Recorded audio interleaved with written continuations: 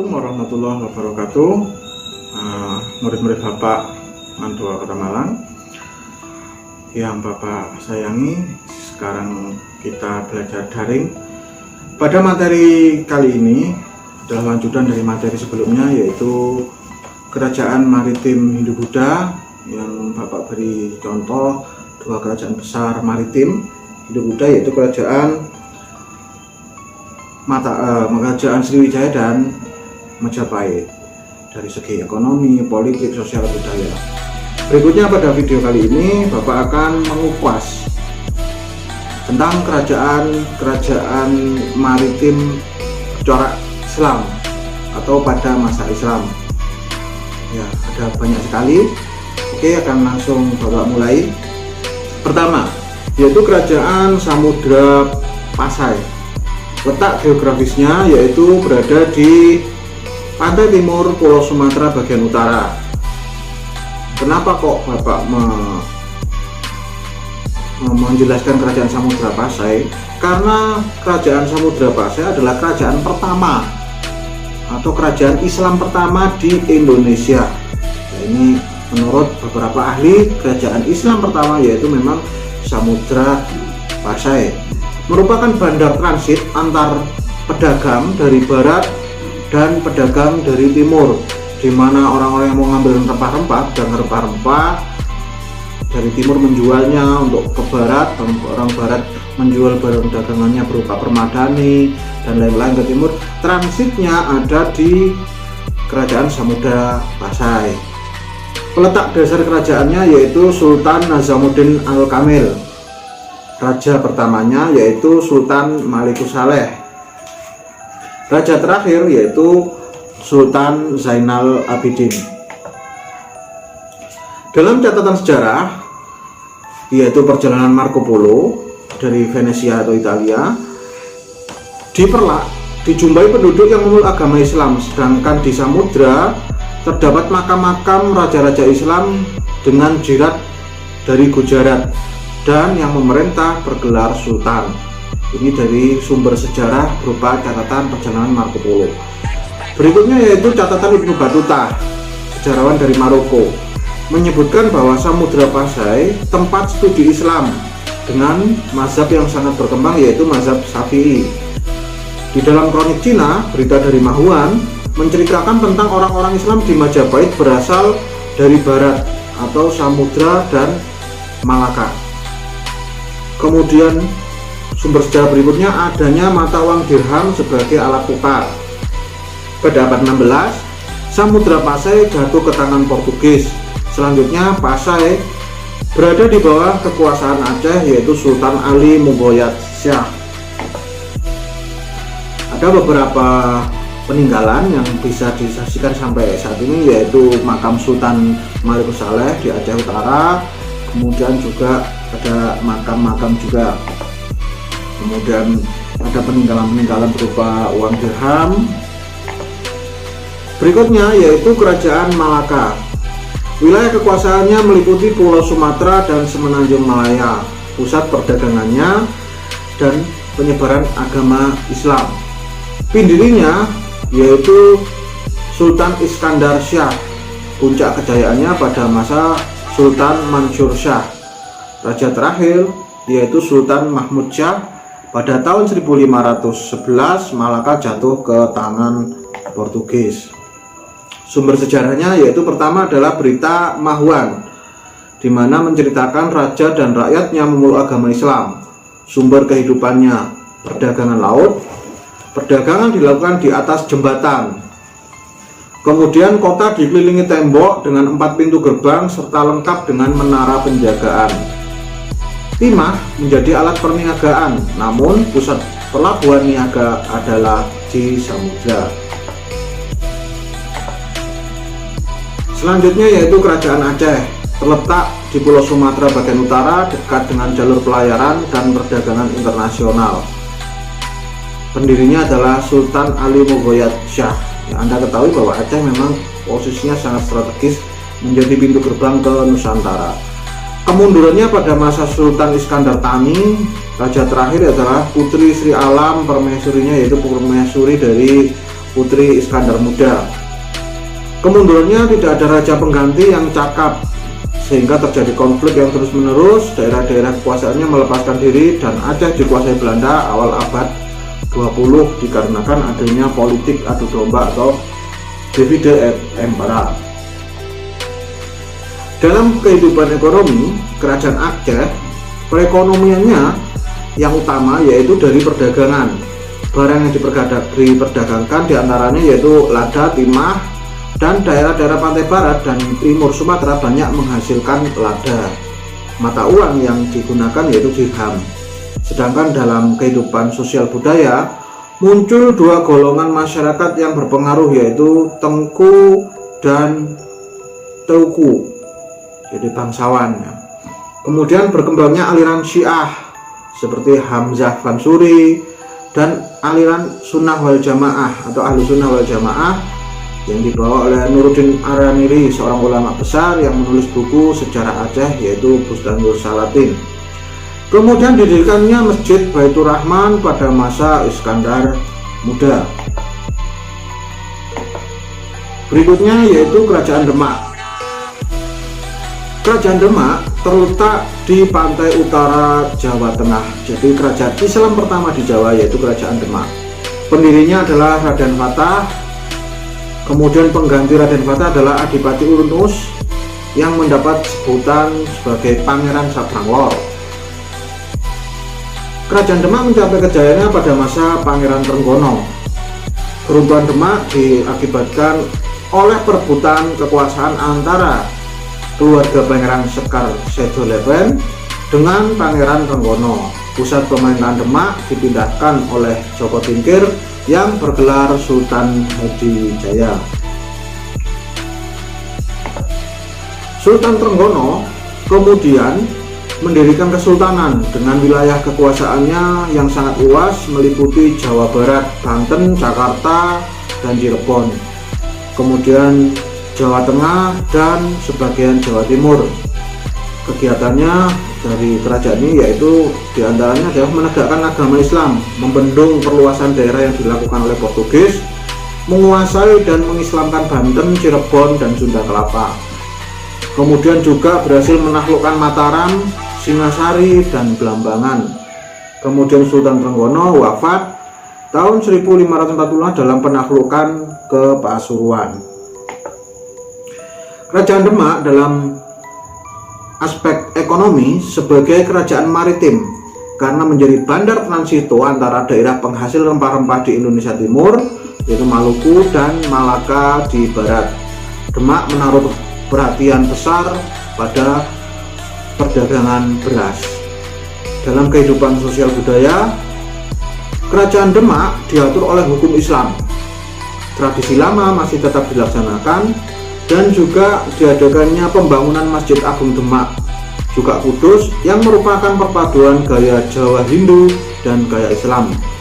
Pada masa Demak terkenal melahirkan banyak wali dan juga tradisi-tradisi seperti perayaan Sekatenan.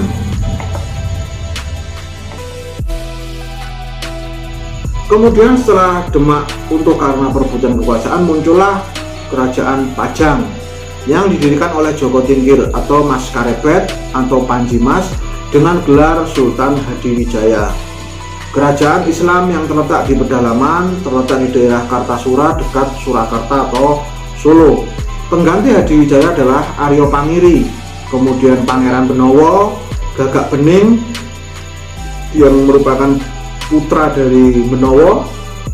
Kemudian terjadi pemberontakan yang akhirnya Pajang berada di bawah kekuasaan Mataram Islam. Kemudian muncullah Kerajaan Mataram Islam. Pusat kerajaannya di Kota Gede. Raja pertamanya yaitu Sutawijaya atau Ki Ageng Pemanahan dengan gelar Panembahan Senopati. Kerajaan Mataram Islam meletakkan dasar-dasar Kerajaan Mataram dan memperluas daerah kekuasaan Mataram dengan menundukkan Surabaya, Madiun, Ponorogo, Cirebon, dan Galuh. Kerajaan Mataram Islam mencapai puncak kejayaannya pada masa Sultan Agung. Karena pada masa Sultan Agung pencapaiannya cukup besar, yang menentukan atau membuat penanggalan Islam Jawa Sultan Agung. Kemudian membuat karya tulis berupa kitab Sastro Gending juga Sultan Agung. Pengganti Sultan Agung yaitu Sultan Amangkurat 1, 2, 3, kemudian Pangeran Puger atau Susuhunan Pakubuwono I, terus kemudian menjadi konflik terus. Jadi sepeninggal dari Sultan Agung itu terjadi banyak konflik, sehingga VOC membagi Mataram menjadi Kesultanan Yogyakarta yang diperintah oleh Sultan Hamengkubuwono I dan Kasunanan Surakarta atau Solo yang diperintah oleh Pakubuwono III, tercatat dalam perjanjian Giyanti. Jadi kalau Sultan Agung terkenal dengan serangannya kepada VOC, justru setelah Sultan Agung tidak ada, anak-anaknya, keturunannya itu lebih kooperatif dengan VOC, sehingga akhirnya Mataram Islam ini pecah menjadi dua, yaitu Kasultanan Yogyakarta dan Kasunanan Surakarta. Dari segi silsilah, jadi Sutawijaya atau Panembahan Senopati kemudian melahirkan Mas Jolang atau Pangeran Sedoing Krapyak, kemudian di bawahnya lagi Mas Rangsang atau Sultan Agung Senopati Ngangelogong Abdurrahman, kemudian Amangkurat I yang mana pada masa itu terjadi pemberontakan Trunojoyo, kemudian Amangkurat II, pusat pemerintahan Mataram dipindahkan ke Kartasura, kemudian Amangkurat III yang ketika itu berperang melawan Pangeran Puger atau Pakubuwono I, kemudian Amangkurat IV, kemudian turun lagi ke Pakubuwono II yang bersekutu dengan Belanda. Nah, dalam perjanjian Giyanti kemudian dipisahkan, yaitu Kasultanan Yogyakarta yaitu Pangeran Mangkubumi bergelar Hamengkubuwono I dan Kasunanan Surakarta yaitu Pakubuwono II. Kehidupan sosial budaya ekonomi Mataram Islam: mendirikan keraton baru di Kartasura, memperkuat militer, mengembangkan kesenian dan pertukangan, kemudian membangun kompleks pemakaman raja-raja Mataram di Imogiri, sampai sekarang masih menjadi destinasi ziarah, yaitu makam Imogiri atau makam raja-raja Mataram. Kemudian kalender Jawa diganti dengan kalender Hijriah. Ini adalah hasil karya dari Sultan Agung Hanyokrokusumo. Ibu kota Mataram memiliki ciri khas berarsitektur gaya Islam, letak keraton dekat dengan masjid dan dikelilingi benteng. Di luar benteng dibuat parit yang berfungsi sebagai barikade pertahanan dan kanal. Kemudian sastra berkembang pesat karena pujangga diberi kebebasan, juga dihargai. Kemudian menggantungkan kehidupan ekonominya pada hasil pertanian, karena di samping sebagai kerajaan maritim tapi lebih dominan ke yaitu pertanian. Kehidupan masyarakatnya agraris sehingga membentuk tatanan masyarakat feodal, yaitu bangsawan, priai, kerabat kerajaan yang pada akhirnya melahirkan tuan-tuan tanah. Adapun masa Sultan Agung adalah masa keemasannya, di mana pada masa Sultan Agung telah memperluas daerah kekuasaannya hingga meliputi Jawa, Madura, Palembang, Jambi, dan Banjarmasin. Kemudian Sultan Agung juga melakukan kegiatan ekonomi yang bercorak agraris dan maritim, melakukan mobilisasi militer secara besar-besaran sepanjang pantai utara Jawa. Kemudian mengubah tahun Jawa Hindu yaitu Saka menjadi tahun Islam Hijriah sejak tahun 1633. Menyusun karya sastra yang terkenal yaitu Sastro Gending. Juga menyusun kitab undang-undang baru yang disebut Suryo Alam, perpaduan antara hukum Islam dengan adat istiadat Jawa. Jadi kalau Anda ke Jawa Tengah masih bisa, sampai sekarang kerajaan Mataram Islam itu masih ada berupa dua kerajaan, yaitu Yogyakarta dan Solo. Berikutnya yaitu kerajaan Banten. Letak dasar dan raja pertamanya yaitu Maulana Hasanuddin. Puncak kejayaannya yaitu Sultan Ageng Tirtayasa, yang mana berhasil memajukan perdagangan Banten.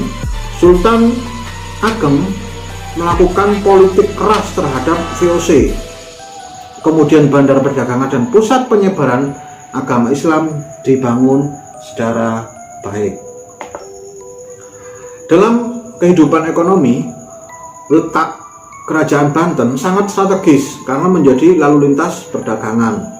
Jatuhnya Malaka ke tangan Portugis sehingga para pedagang Islam tidak berdagang dengan Malaka, tetapi langsung menuju ke Banten. Jadi ketika Malaka jatuh ke Portugis, pedagang-pedagang nggak mampir ke Malaka, tapi justru langsung menuju ke Banten karena dianggap lebih kooperatif.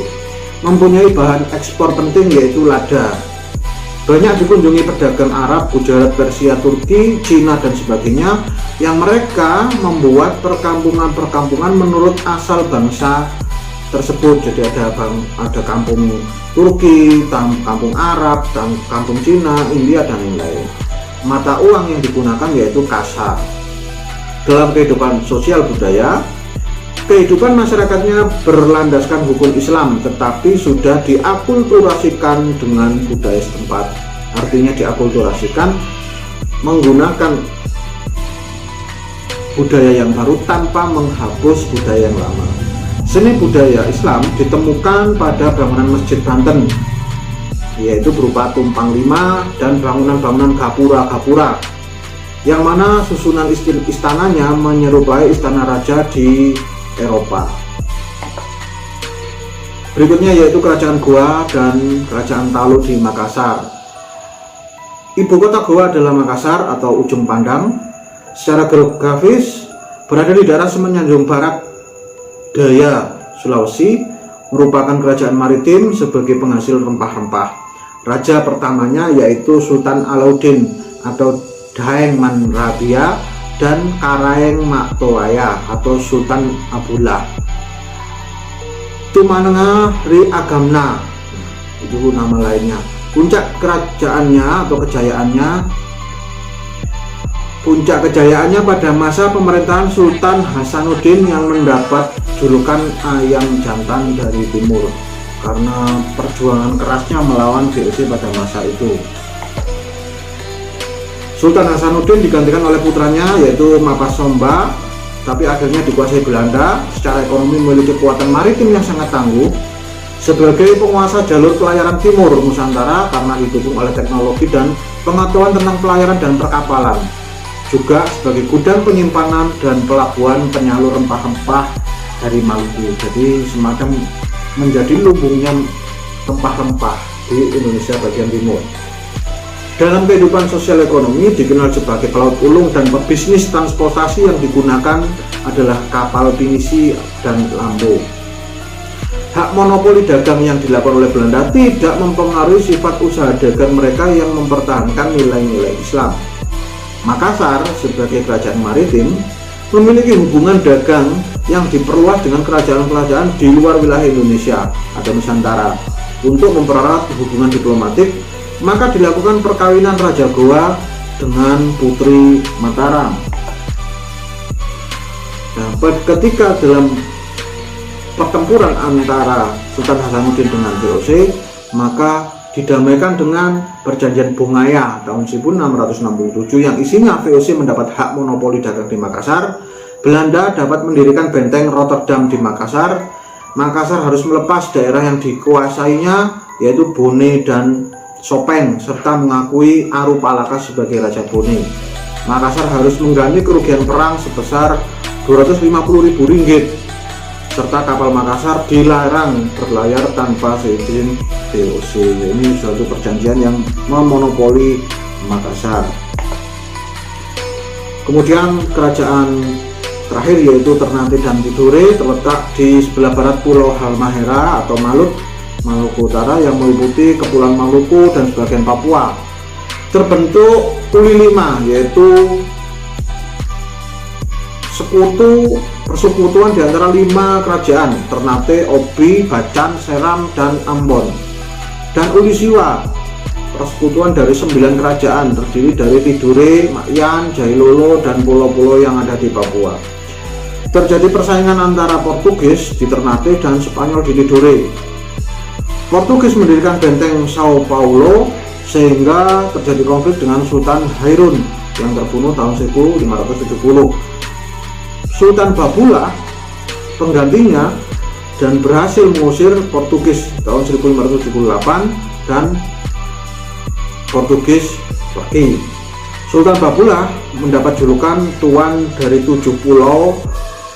Setelah kedatangan Portugis dan Belanda, beberapa wilayah Maluku menjadi pusat penyebaran agama Katolik dan Kristen, dan karya seni bangunan yang terkenal di Maluku adalah Istana Sultan Ternate dan Masjid Kuno.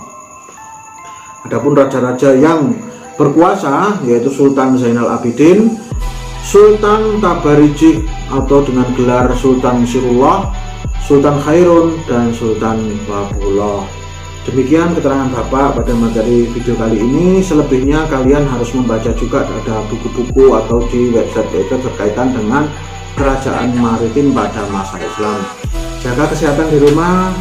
Terima kasih. Assalamualaikum warahmatullahi wabarakatuh.